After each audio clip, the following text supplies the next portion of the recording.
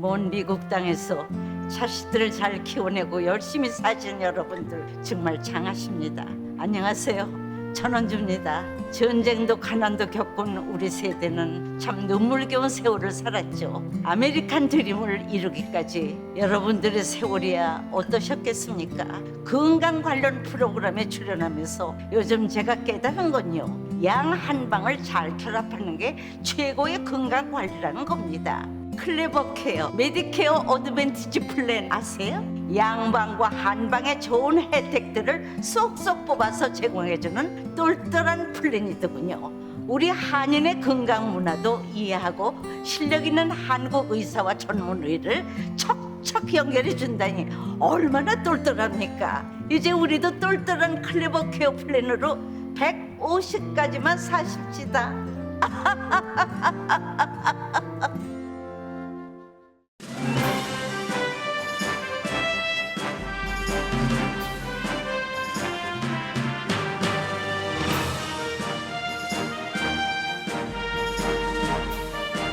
새로운 계절 가을, 행복하고 좋은 일들만 가득하시길 라디오 서울이 응원합니다. 강혜신의 오늘의 미국.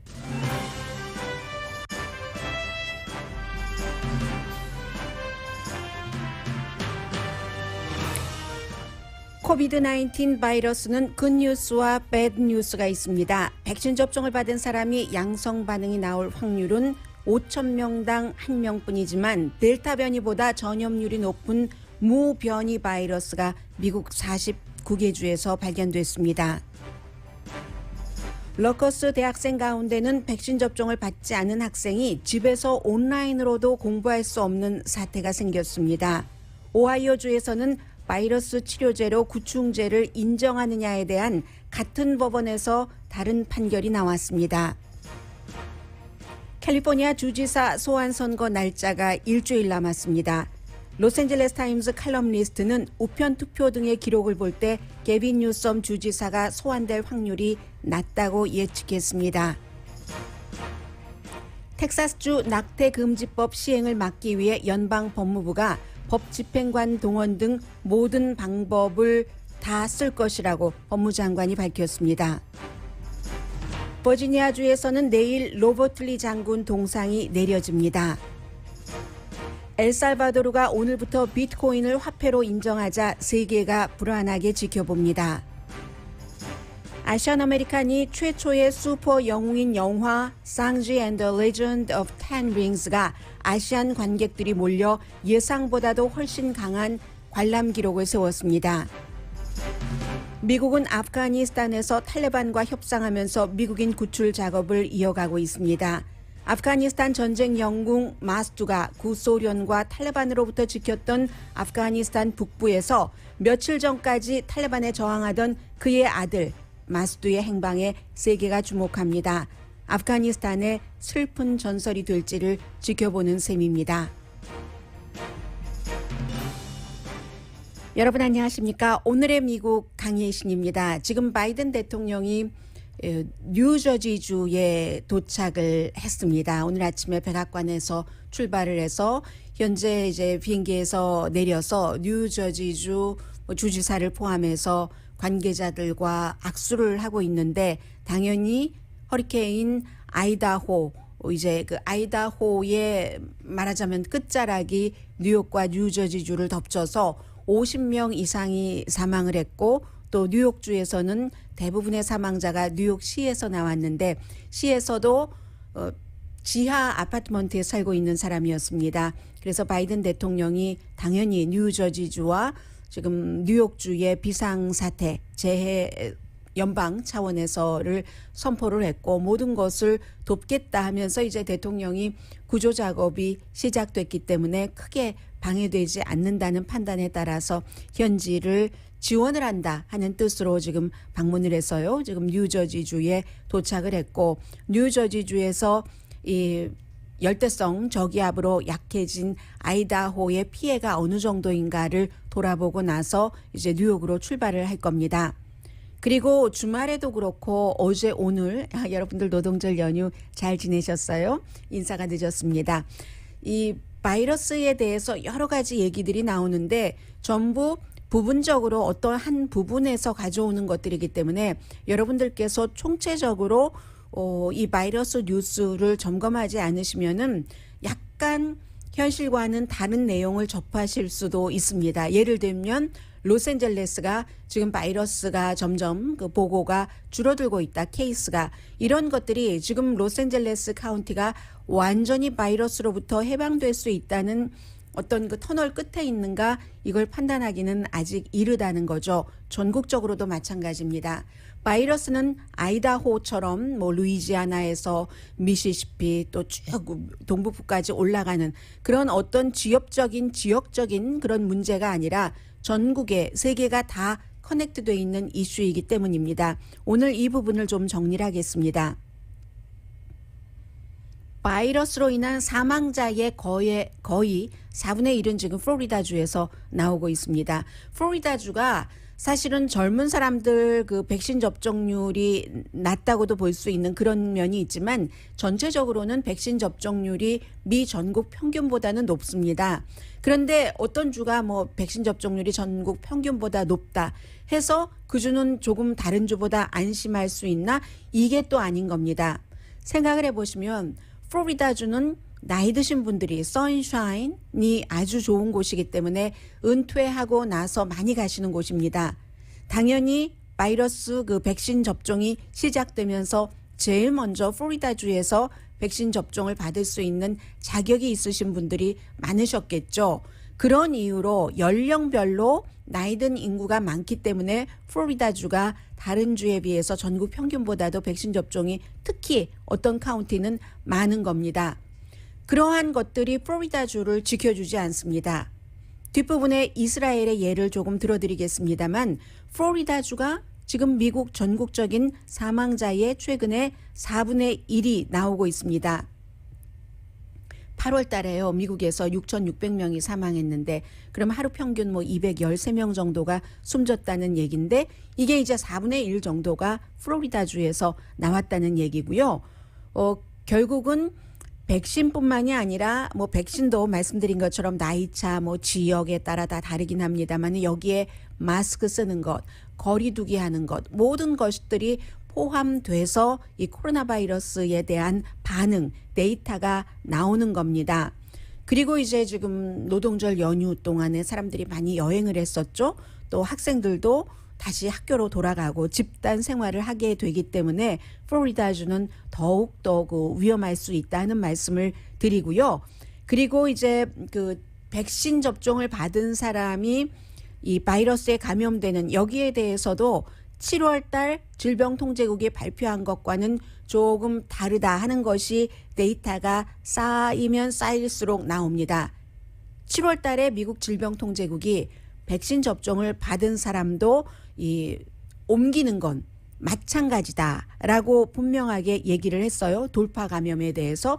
그런데 실제는 조금 그 사실과는 조금 다릅니다. 돌파 감염 그러니까 백신 접종 받은 사람도 받지 않은 사람과 마찬가지로 뭐 감염이 된다. 이것은 데이터가 쌓이면 쌓일수록 거의 아니다라는 게 되고 있거든요. 그래서 실제적으로 뭐 백신 접종 받은 사람 가운데서는 5,000명 가운데 1명 정도만 최근에 델타 바이러스, 변이 바이러스 감염률이 높았잖아요. 그런데도 백신 접종 받은 사람 가운데서는 5,000명당 1명 정도만 그 감염이 된다는 겁니다. 이게 유타주, 버지니아주, 이제 시애틀을 포함한 워싱턴주의 킹 카운티를 아주 꼼꼼하게 조사를 한 겁니다. 최근에 몇 주일 동안에. 그렇고 또 시애틀처럼 백신 접종률도 높고 게다 대고 마스크 쓰고 다니시는 분들도 많고 거리 두기도 아주 습관적으로 하시는 분들이 많은 곳에서는 백신 접종을 받으신 분들은 10,000명당 1명만 양성 반응이 나온다. 이런 것들 나오고요. 그런 것은 시애틀뿐만이 아니라 시카고, 로스앤젤레스, 샌프란시스코 그리고 역시 백신 접종률 높고 여러 가지 그 위생 상태를 잘 지키고 있는 동북부 도시에서 일어나고 있는 일입니다. 그에 비해서 남부라든가 뭐 텍사스 또 플로리다주는 반대의 방향으로 지금 나가고 있다는 거죠. 물론 백신 접종을 받았다고 해서 모든 것에서 다 쉴드가 방패가 나에게 쳐지는 것은 아니라는 것 다시 한번 말씀을 드리고요. 그리고 이제 코로나 바이러스 코비드 19이 여러 가지로 새로운 것들을 미국에서 만들어내고 있습니다. 그 가운데는 처음 있는 일이기 때문에 학교 당국에서도 학생들에게 백신 접종을 강조하는 것은 좋은데 생각하지 않았던 그런 어떤 뭐라고 할까요? 질서정연하지 않은 어떤 때는 조금 부조리다라고 느껴지는 일들이 일어나고 있거든요. 그게 이제 한인 학생들도 뭐 공부 잘하는 학생들 많이 가는 러커스 대학교에서 일어난 일입니다. 백신 접종을 받지 않은 학생이 온라인 강의에도 참석할 수 없게 돼버린 겁니다. 어떻게 된 거냐면 22살에 이제 그 뉴저지주에 살고 있는 로건 홀러라는 남학생인데 이 학생이 백신 접종을 받지 않고 집에서 온라인으로 공부를 하기를 원했습니다. 집과 학교는 70마일이나 떨어졌는데도 결국은 온라인에 접속을 할 수가 없는 그런 일이 있습니다. 어카운트가 돼야지 되잖아요. 그런데 등록금을 온라인으로 내려고 했을 때도 안 됐고 이메일도 안 됐고 뭐 여러 가지 어카운트 자체를 쓸 수 없기 때문에 온라인으로 공부를 할 수가 없는 겁니다. 이 학생 한 명이 아니라 적어도 그 뉴저지에서 발행되는 신문의 보도에 따르면 또 다른 학생도 이런 일들이 있는데 이 학생이 얘기하기는 참 불편한 거죠. 왜냐하면 본인은 백신 접종을 받지 않기로 생각을 했기 때문에 그래서 온라인 등록을 하려고 하고 온라인으로 공부를 하려고 했는데 이게 안 된다는 거잖아요. 다른 사람들이 백신 접종 받는 거 that's okay. 그러나 나는 백신 접종을 받지 않을 뭐 자유가 있고 그에 따라서 다른 사람들에게 피해를 주지 않기 위해서 온라인으로 공부를 하려고 하는데 이게 뭔가가 그 어떤 운영 과정에서 잘못돼서 안 된다는 거죠. 이 학생의 스텝파더는 백신 접종 받았고 과학을 믿고 백신의 효력을 믿는다라고 얘기하면서 언론과 인터뷰에서 그렇다고 해도 그렇지. 아니 만약에 설령 우리 아들이 백신 접종 받지 않고 바이러스에 감염됐다 한들 그게 모니터를 통해서 70마일 떨어져 있는 학교 캠퍼스에 다른 사람에게 옮길 수 있는가 말도 되지 않는다라고 얘기를 합니다. 여기에 대해서 러커스 대학교의 대변인이 얘기하기는 학교에서 충분히 학생들에게 정보와 어떻게 해야지 된다 하는 방향을 여러 채널을 통해서 그동안 안내를 했는데 예를 들면 뭐 완전하게 100% 온라인으로 나는 공부를 하겠다 하는 학생에 대한 것과 부분적으로 어떤 것은 온라인으로 하고 어떤 것은 학교에 가서 하는 이런 것을 하겠다는 선택한 학생들 사이에는 차이가 있을 수밖에 없다. 그렇기 때문에 이 후자의 학생들은 어떻게 하라고 학교에서 안내를 줬는데 거기에 충분하게 이 학생이 조치를 취하지 않았다는 겁니다.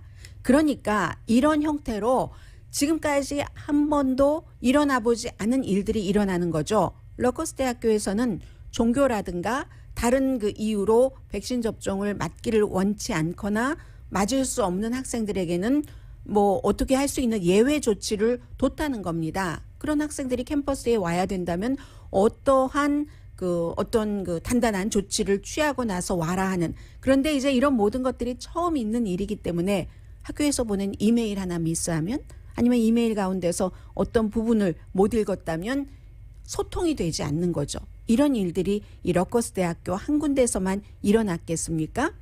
그리고 아직도 이런 일들이 일어나고 법원까지 이 문제를 가지고 간다는 것이 굉장히 놀랍기도 하고 또 부분적으로는 이해되기도 하는데 오하이오주에서는 지금 어떤 일이 있었냐면 팬데믹 이전에는 상상해 보지도 못했던 일입니다.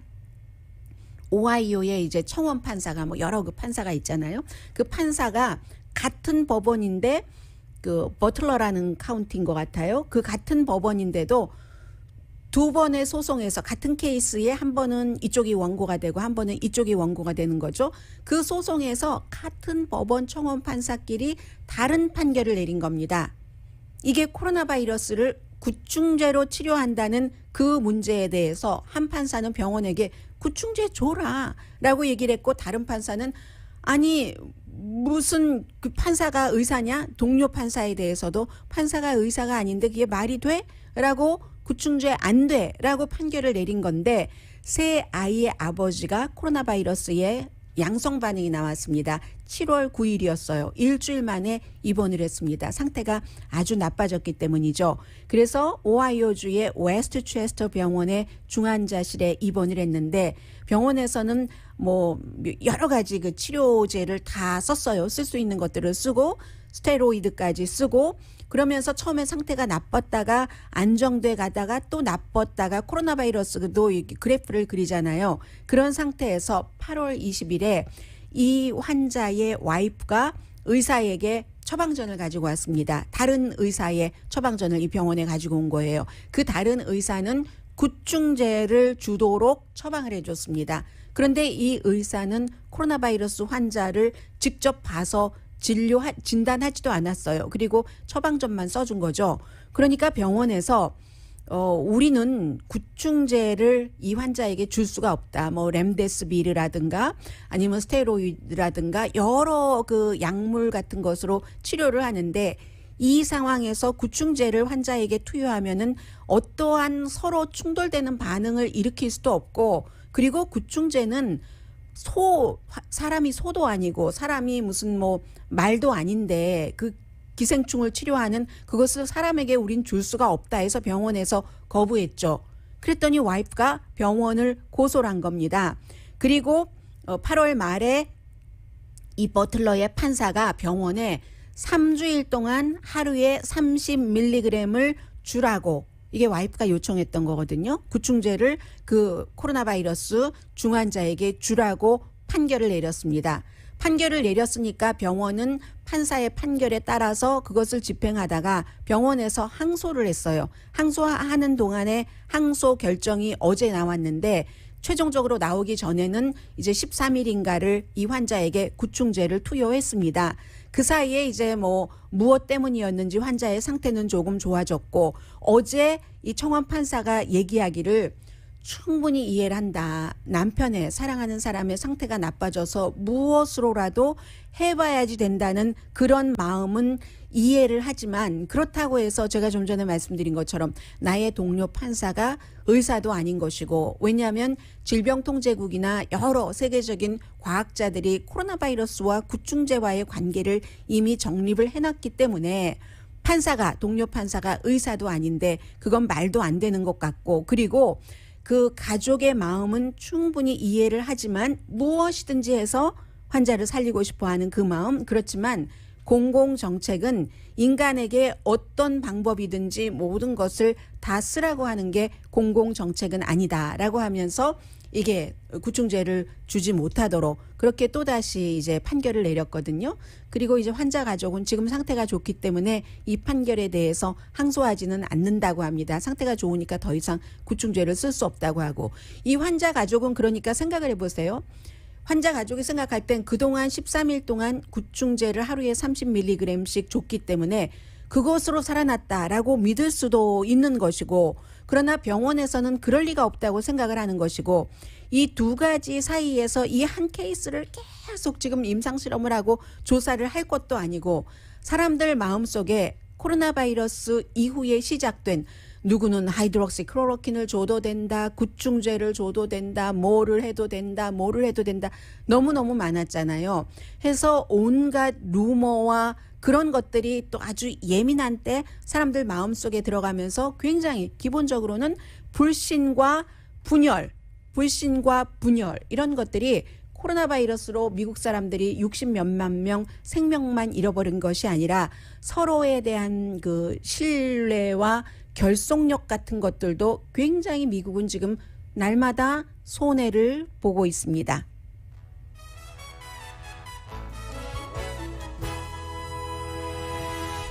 오늘의 미국은 전문가가 추천하는 이민법, 가정법 전문 제인정 종합법률사무소, 미주류 언론과 유명 인사들을 감동시킨 미주 판매 1위 카후나 마사지 체어, 한인 기업의 자랑 카후나 마사지 체어, 코지다운 갤럭시 거위털 이불은 잠이 솔솔 오게 하는 기능성 거위털 이불, 거위털 이불 전문회사 코지다운, 친절하고 자세한 상담으로 절개를 최소화하는 복강경 수술 전문 장지아 외과, 매일 아침 재래식으로 직접 만드는 검정콩 생순두부, 수라원 순두부, 차원이 다른 샴푸용 흰머리 염색 약 수화연을 핫세일 중인 한국 홈쇼핑 공동후원입니다. 중요한 걸 제가 말씀 안 드렸네요. 그래서 이제 그런 분열도 분열이지만 캘리포니아를 포함해서 네브라스카를 제외하고 지금은 델타 변이 바이러스잖아요. 뉴스위크가 잡지 보도를 했는데 무 바이러스라는 게 1월 달에 컬럼비아에서 생겼는데 신종 바이러스라는 겁니다. 델타 변이보다도 훨씬 그 전염력이 강한 이 바이러스가 지금 49개 주에 퍼져 있고 캘리포니아 주에서는 로스앤젤레스 카운티에서 가장 많이 퍼져 있다고 하거든요. 8월 30일에 세계보건기구에서 경고를 했었던 MU 바이러스입니다. 그리고 지금 이스라엘은 백신 접종도 가장 많았었고 하는데 이스라엘이 지금 인구가 900만 명밖에 안 되는데 LA 카운티보다도 100만 명 정도가 적습니다. 그런데 하루 지금 뭐 케이스가 뭐 11,000개가 넘게 나오잖아요. 그럼 이게 왜 그러는가? 여기에 대해서도 사람들이 굉장히 연구를 하고 있는데 결국은 백신만 가지고는 안 된다는 결론이 나오고요. 왜냐하면 이스라엘이 3월 달에 뭐 국민의 50% 이상이 백신 접종을 받았다고 2번 다 완료했다고 4월 달부터 완전히 경제를 개방해 버렸습니다. 실내에서도 마스크를 쓰지 않았고 당연히 거리 두기를 하지 않았죠. 그 결과 지금 이스라엘이 이렇게 되고 있기 때문에 세계가 이스라엘을 주목하는 것이고 또 하나는 이스라엘도 플로리다주의 케이스와 마찬가지입니다. 이스라엘도 나이 드신 분들은 백신 접종을 많이 받았어요. 그런데 젊은 사람들, 백신 접종을 받을 수 있는 12살에서 20살 사이 사람들 가운데서 무슨 뭐 오토독스 주이시라든가 이런 아니면 또 뭐 아랍계라든가 이런 사람들이 뭐 종교적인 그런 이유 때문에 백신 접종을 안 받은 사람들이 많이 있거든요. 그렇기 때문에 이 평균의 것을 가지고 하는 것과 또 다른 아주 이게 코로나 바이러스가 계산하기 굉장히 복잡하죠. 그래서 이제 정치적으로 볼 때는 어느 나라에서나 본인들의 정권에 좁게 어떤 그 언론을 장악하고 있다면 우리는 이래서 우리가 잘하고 있었죠. 우리가 최고로 잘해. 우리가 최고로 잘해. 이렇게 보도를 하고 있거든요. 그래서 아주 그 어두운 부분들이 있다고 말씀을 드리고 코로나 바이러스는 델타 변이 바이러스는 아직 정말로 안심할 상황이 아니고 더군다나 최근에는 젊은 사람들 백신 접종을 맞고 싶어도 못 받는 어린 아이들의 사이에서 지금 그 확진율 양성 반응이 높아지고 있기 때문에 계속 신경을 쓰셔야지 되는 겁니다. 그리고 이스라엘 같은 경우는요, 세 번째 지금 그 부스터샷을 주고 있는데 어쨌든 그 확진자는 계속 늘어나고 있고요. 잠시 뒤에 캘리포니아주, 텍사스주, 버지니아주까지 지금 미국에 변화하고 있는 어떠한 모습들을 볼 수 있는 중요한 뉴스를 전해드립니다.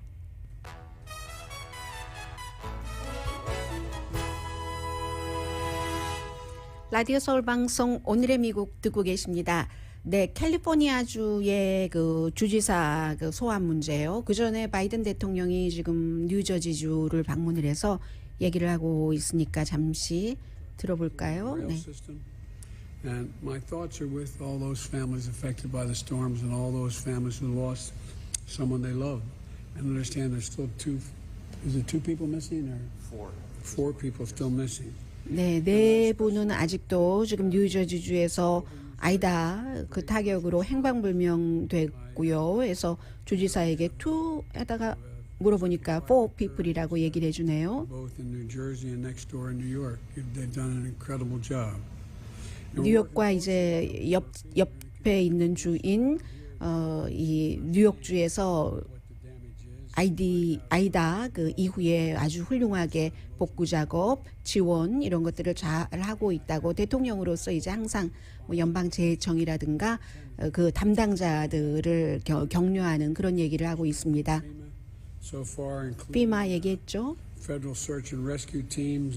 물론 연방 그 구조팀도 있고요.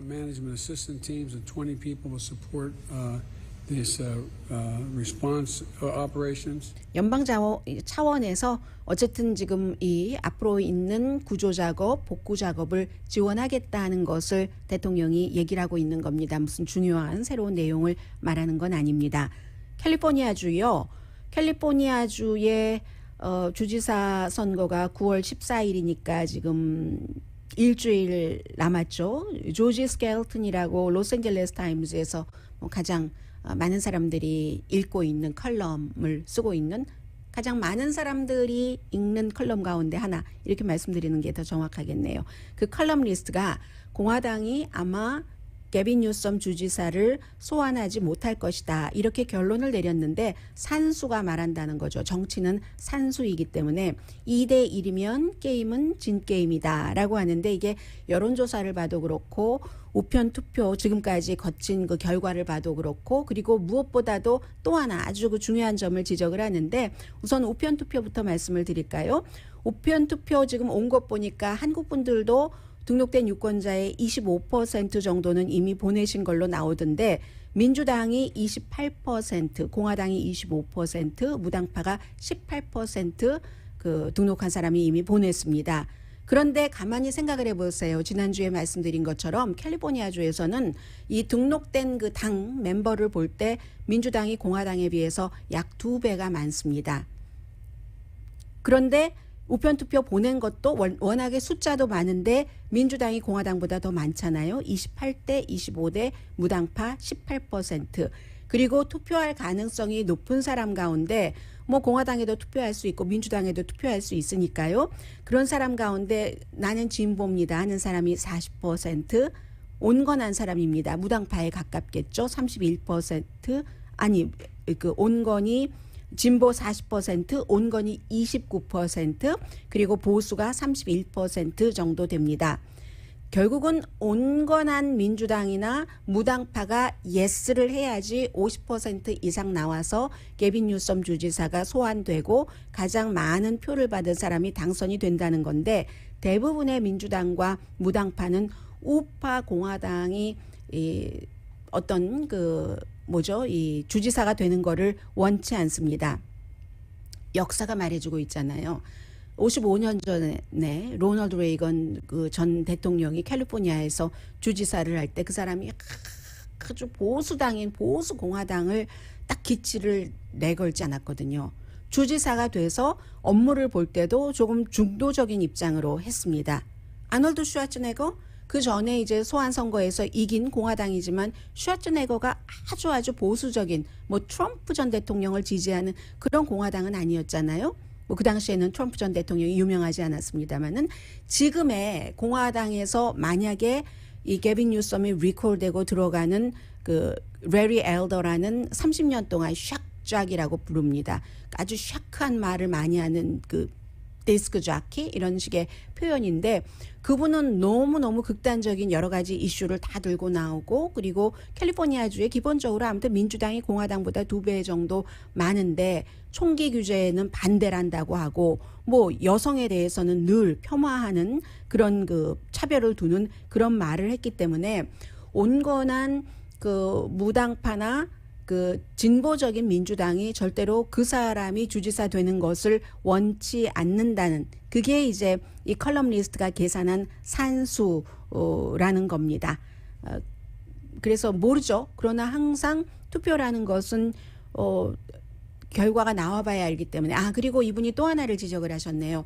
아직도 공화당 가운데서는 많이 그 지난번에 2020년에 대선 때 그 깨어나지 못한 부분이 있는데 이번에 우편 투표에서도 공화당은 지금도 그렇게 생각하는 사람들이 많답니다. 우편 투표는 사기다. 트럼프 전 대통령이 많이 주장을 했었던 거죠. 그렇기 때문에 투표 당일에 직접 나가서 하겠다. 투표 당일에 민주당보다 뭐 공화당이 더 많이 나갈 수 있습니다. 지난번 투표 때도 그랬고 그런 이유로 내가 직접 가서 내 투표용지를 주고 와야지라고 생각하시는 분들이 많은데 어쨌든 그래도 지금 우편 투표가 민주당이 더 많고 민주당이 더 많으니까 공화당보다 2배 많으니까 지금으로서는 좀 아닌 것 같다. 그리고 여론조사 상으로도 58%가 게빈 뉴섬 주지사 소환에 반대하고 39%가 지지하니까요. 또 텍사스주의 그 낙태 뭐 거의 금지법에 대해서는 어제가 노동절 연휴였는데도 메리 갈란드 연방 법무장관이 텍사스주에서 낙태를 누가 낙태를 좋아서 하겠어요? 그 원하는 그 여성들을 지키도록 연방 정부에서 할 수 있는 일을 다 하겠다고 다시 한번 뭐 말하자면 선포 비슷하게 했거든요. 그리고 연방에서 낙태가 합법이기 때문에 텍사스주의 이번 낙태법처럼 강간당했어도 또 근친상간이어도 6주일 이후면 낙태를 할 수 없다는 이것에 대해서는 또 연방 대법원이 그거 법칙 시행하지 말아라 하고 블록해주지 않았고 하는 여기에 대해서 바이든 대통령이 연방 법무부에 방법을 찾으십시오 하고 말하자면 명령을 내려놨고 연방 법무부에서는 연방 법무장관 자신도 이 연방법을 지킨다 하는 것이 나의 목표이다라고 얘기하면서 낙태하려는 사람이나 낙태를 시술하려는 어떤 그 클리닉 같은데 낙태에 반대하는 사람들이 공격을 한다든지 하는 것을 연방 법무부는 용납하지 않겠다. 연방 법무부에도 다 법 집행관이 있기 때문에 그 법 집행관조차도 지원하겠다라고 얘기를 했고요. 텍사스의 법은 더군다나 낙태하려고 하는 사람을 또 낙태를 하려고 도와주는 사람을 우버 운전기사까지 고소를 하도록 독려를 함으로써 고소하고 이기면 돈 줄게 하는 거잖아요. 최소한 $10,000. 그렇게 하는 것은 그건 법 집행관 역할까지 하게 하는 거다. 일반 시민을 돈까지 주면서 있을 수 없는 일이 있다. 이게 미국이냐 뭐 이런 형태로 바이든 대통령은 얘기를 하고 있고요. 그래서 바이든 대통령은 마치 텍사스가 낙태하려는 사람을 고소해라는 일종의 자경단 비슷하게 시스템을 주정부의 시스템을 그렇게 운영을 하고 있다라고 얘기를 합니다. 낸시 펠로시 민주당의 하원 의장 뭐 여성이기도 하고요. 이달 말에 의회에서 뭔가를 내놓을 예정이랍니다. 하원에서요. 그리고 유엔 인권위원회도 텍사스주의 낙태 금지법을 지금 모니터하고 있습니다. 비난하고 있죠. 왜냐하면 국제법 위반이라는 것이고 여성이 자신의 몸을 컨트롤해야지 되는데 일종의 뭐 이건 성차별이다. 유엔에서는 지금 이렇게 보고 있습니다. 그리고 오늘 텍사스의 주지사는 또 선거 투표를 좀 어렵게 하는 그런 법에도 서명을 할 예정입니다. 버지니아주는요. 남북전쟁 당시에 정말로 노예를 지키는 뭐 이런 해서 열심히 용맹스럽게 싸웠던 로버트 리 장군의 동상을 내리는 것을 내일 하게 됩니다. 이게 법원에서 지난주 목요일에 내려도 된다 하고 판결을 했기 때문에 그렇습니다. 이것도 이 가장 큰 동상이라고도 하거든요. 얼마큼 된다고 하나요? 60푸트 높이니까 한 건물에 한 16층 정도? 보통 한 10핏 정도 되니까 건물이 1층이 그렇게 되는 건물 6층 정도니까 얼마나 로버트 리 장군을 대단하게 그동안 수십 년이 아니고 100 얼만큼인데요. 130년 동안 모셔왔고 그걸 보면서 노예제에 대해서 굉장히 긍정적으로도 생각할 수도 있고 노예제와 인종차별로 그게 이제 상징이 되는 거잖아요. 그 같은 동상들이 로버트리 이쪽 반대하는 사람들의 입장에서 보면 그리고 그건 있어야지 된다 하는 사람들의 입장에서 보면은 역사인데 뭐 그런 역사를 그대로 둬야지라고 얘기를 하는 것이고 이 내려야 된다는 사람은 그런 것을 보면서 백인 어린이들은 무의식 중에 이게 그 우월하다는 생각을 갖기 때문에 시대가 이제 그런 것을 다 타파해야지 된다 하는 얘기를 하고 있는 거고요. 버지니아주에서 가장 큰 유적이기도 하고요. 10층짜리 높이의 동상이니까요. 민주당입니다. 주지사가 랄프 노담 주지사가 2020년도에 내리겠다라고 발표를 하고 나서 바로 이 동상을 지키기를 원하는 사람들이 소송을 했죠. 그 소송에 대한 이제 그 최종적인 판결이 나왔고 내일 내려지게 되는 겁니다. 주지사 얘기가 아주 중요한 스텝이다. 우리가 누군가 하는 것을 보여주는 그러니까 노예제에 대해서는 그게 나빴다. 다시는 이런 일이 있으면 안 된다. 반성하는 마음 또 그로 인한 여러 그 인종차별을 해서는 안 된다는 미국의 레가시 노예제도와 인종차별을 끝내자 하는 의미라고 얘기를 하고 있고 이 모든 일들이 가능해진 것은 미네소타주 미니아폴리스에서 조지 플로이드라는 흑인 남성이 무기도 갖고 있지 않은데 백인 경관에 의해서 거의 10분 동안 9분 몇십 초 동안 무릎으로 목이 눌려서 숨진 그 사건 이후에 블랙 라이브스 매터 시위가 전국적으로 세계적으로 퍼진 뒤에 버지니아주의 가장 큰 유적지가 내일 내려집니다. 이게 오늘의 미국이고요. 잠시 뒤에는 비트코인과 뭐 영화에 관한 에이시안 아메리칸에 관한 그 뉴스 전해드립니다.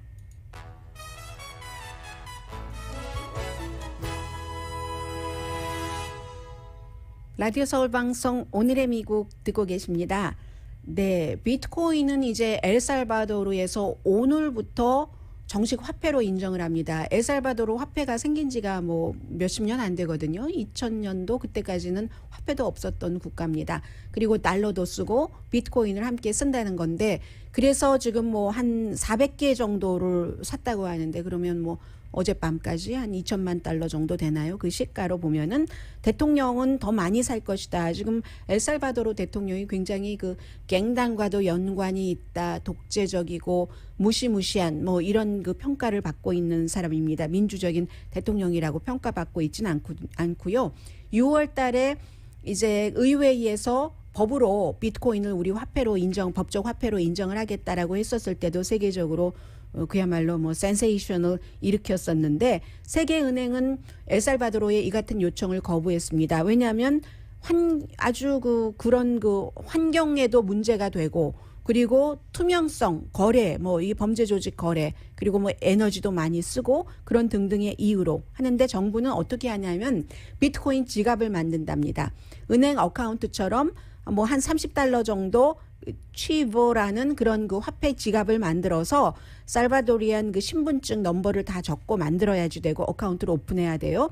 그리고 나서 사업주들은 디지털 코인을 받아야지 된답니다. 상품과 서비스에 있어서 정부도 세금을 비트코인으로 받겠다는 거거든요. 어떤 사람들은 굉장히 뭐 섹시하다는 단어를 많이 쓰잖아요.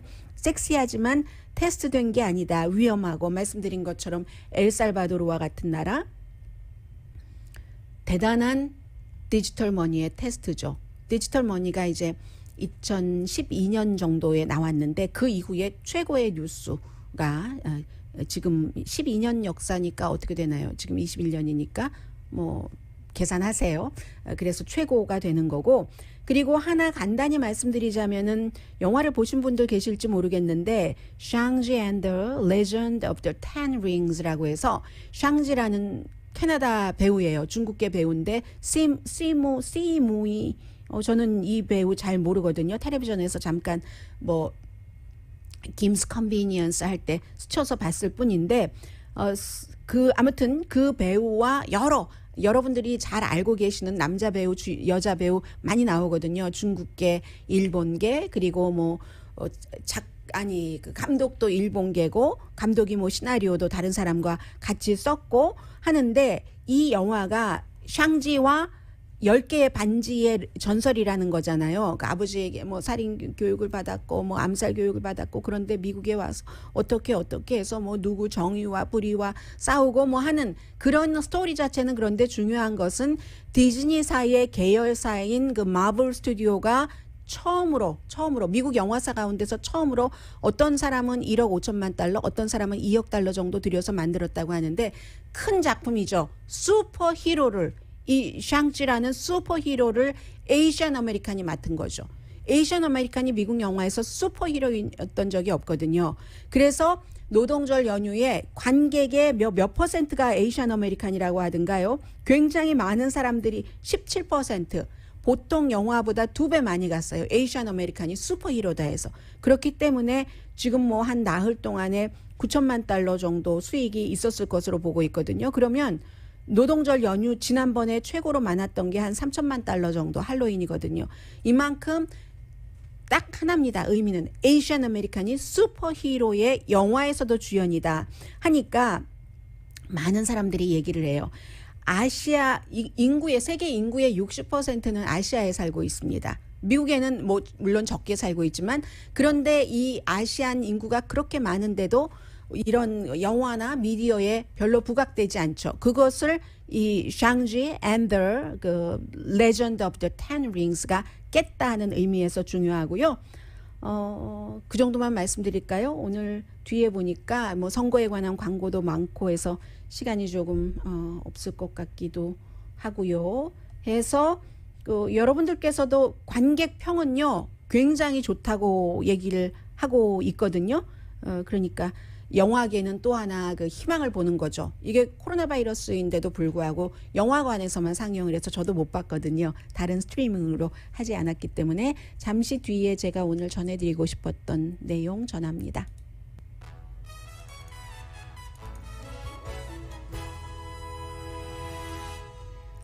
라디오 서울 방송 오늘의 미국 듣고 계십니다. 네, 아프가니스탄에서 이제 뭐 미국은 계속 탈리반과 연관을 맺어서 미국 사람들 뭐 육로로 4명을 탈출시켰다고 하고 8월 31일 이후에는 처음입니다. 탈리반은 아직도 그 카불을 점령하고 3주일이 지났는데 정확한 그 정부 구성을 발표하고 있지 못한데 이게 아마 나중에 아프가니스탄으로서는 큰 그 전설적인 스토리가 될 것 같습니다.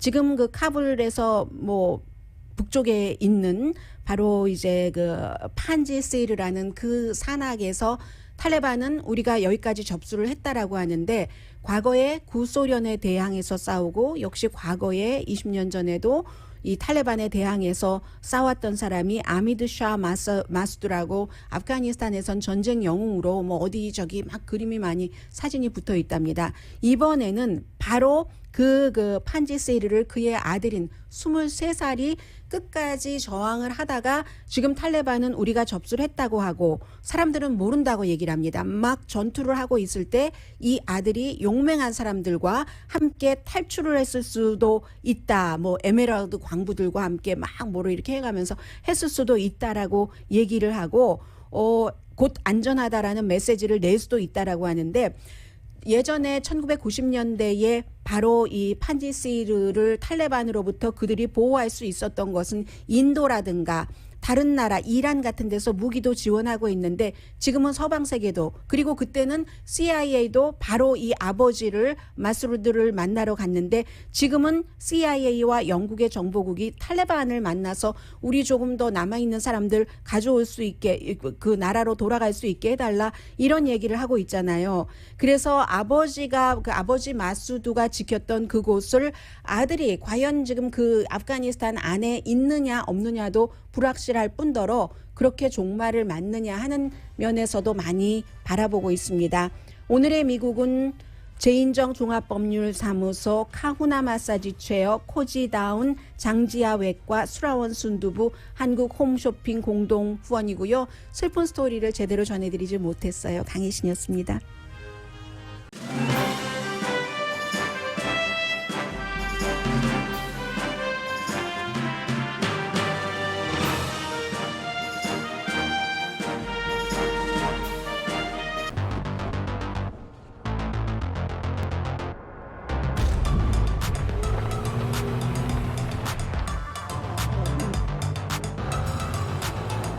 가득 실으세요.